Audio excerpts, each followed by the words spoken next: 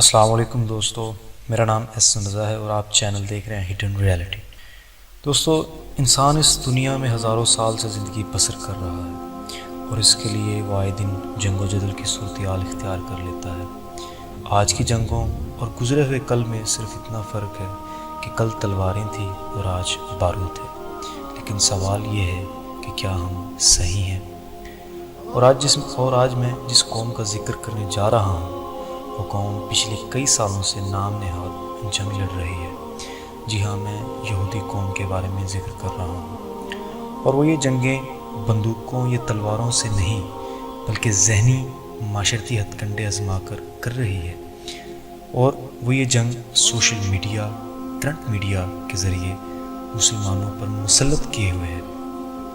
دوستو، اس وقت اسرائیل میں موجود ہیں، جن کی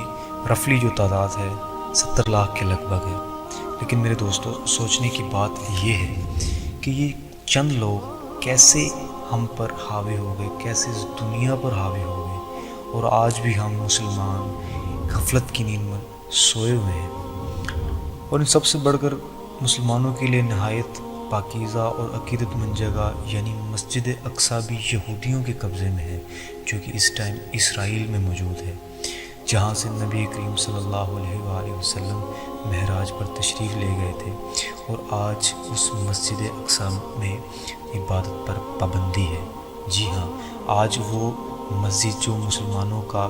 پہلا قبلہ ہوا کرتا تھا، آج وہاں پر مسلمانوں کو نماز پڑھنے کی اجازت تک نہیں ہے۔ بہت سے اسکالرز اور دانشوروں کا ماننا ہے کہ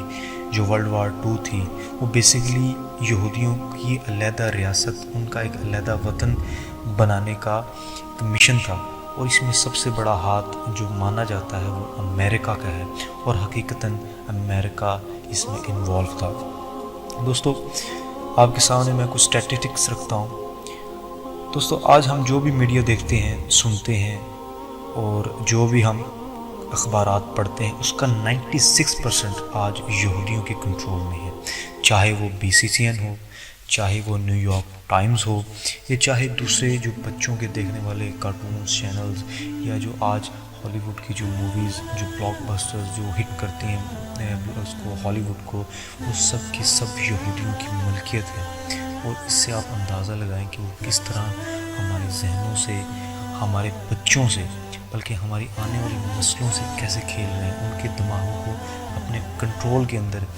جس کو دجالی نظام کہہ سکتے ہیں آپ، کہ کیسے اس دجالی نظام میں ہماری آنے والی نسلوں کو وہ کیسے جگڑ رہے ہیں، اور آج بھی مسلمان اس غفلت کی نیند میں سوئے ہوئے ہیں کہ کچھ نہیں ہوا، ابھی تو بہت کچھ باقی ہے۔ اور میرے دوستو، ان سب سے بڑھ کر جو حیران اور پریشان کر دینے والی وہ چیز یہ ہے کہ یہودیوں نے ابھی تک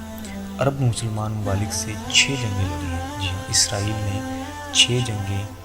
عرب ممالک سے لڑی ہیں، اور 6 کی 6 جنگیں اسرائیل نے جیتی ہیں۔ اور یہ سب سے پریشان کر دینے والی بات ہے کہ کیا اتنے طاقتور عرب ممالک ان 70 لاکھ یہودیوں کا ایسے جنگ نہیں کر سکے، کیا ان سے جنگ ہار گئے؟ لیکن نہیں، آپ کو میں ایک بات آج بتا دوں کہ جس دن مسلمان متحد ہو گئے، جس دن مسلمان ان یہودیوں کے خلاف کھڑے ہو گئے، تو یقین مانیے ان یہودیوں کو چھپنے کی جگہ نہیں ملے گی۔ جیسا کہ نبی کریم صلی اللہ علیہ وسلم نے فرمایا کہ تم ان یہودیوں کا قتل کرو گے، اور ہر پتھر پکارے گا کہ میرے پیچھے ایک یہودی۔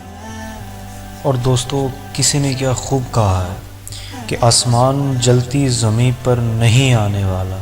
اب کوئی اور پیغمبر نہیں آنے والا، پیاس کہتی ہے کہ ریت نچوڑی جائے، اب اپنے حصے میں سمندر نہیں آنے والا، تو پکارے گا تو اے صحنے حرم آئیں گے، پر اڑاتے نصرت کے علم آئیں گے، اب ابابیلوں کی مانند ہم آئیں گے، یہ الگ بات کہ تعداد میں کم آئیں گے۔ تو دوستو، ماننے والی بات یہ ہے کہ اگر آج بھی مسلمان غفلت سے اٹھ جائیں تو اسی طرح جس طرح ہم نے ہندوستان پر 1000 سال تک حکومت کی، وہ دور دوبارہ آ سکتا ہے۔ صرف بات یہ ہے کہ ہم غفلت میں سوئے ہوئے ہیں، اور غفلت سے جگانے والا کوئی نہیں ہے۔ اب نہ تو کوئی پیغمبر آنے والا ہے، اور نہ ہی کوئی مسیحا آنے والا ہے، صرف ہمیں ہی اقدامات کرنے ہوں گے اور اپنی آنے والی نسلوں کو اس دجالی نظام سے بچانا ہوگا۔ جی ہاں، ایک ایسا دجالی نظام جو یہودیوں نے قائم کر دیا، جس سے نکلنا بہت بہت مشکل ہے، لیکن جو روایات میں، جو حدیثوں میں بات درج ہے، جو واقعات ہونے ہیں، جو یہودیوں کا حشر ہونا ہے، وہ انشاءاللہ ضرور ہوگا۔ اور ہم پر امید ہیں کہ یہ یہودی جو کہ پہلے اللہ کی اچھی قوم ہوا کرتی تھی، لیکن اپنی نافرمانیوں اور اپنے بغض کی وجہ سے اللہ تعالیٰ نے ان کو دھتکار دیا، ہم ان سے جنگ کریں گے، ان سے جہاد کریں گے اور کامیابی حاصل کریں گے انشاءاللہ۔ تو میرے دوستو، کمنٹ کر ضرور بتائیے کہ آپ کو میری ویڈیو کیسی لگی، اور پلیز میری ویڈیو کو لائک اور شیئر کرنا مت بھولیے گا، اور میرے چینل کو ضرور سبسکرائب کیجیے گا۔ آپ کی سماعتوں کا بہت بہت شکریہ۔ اللہ حافظ۔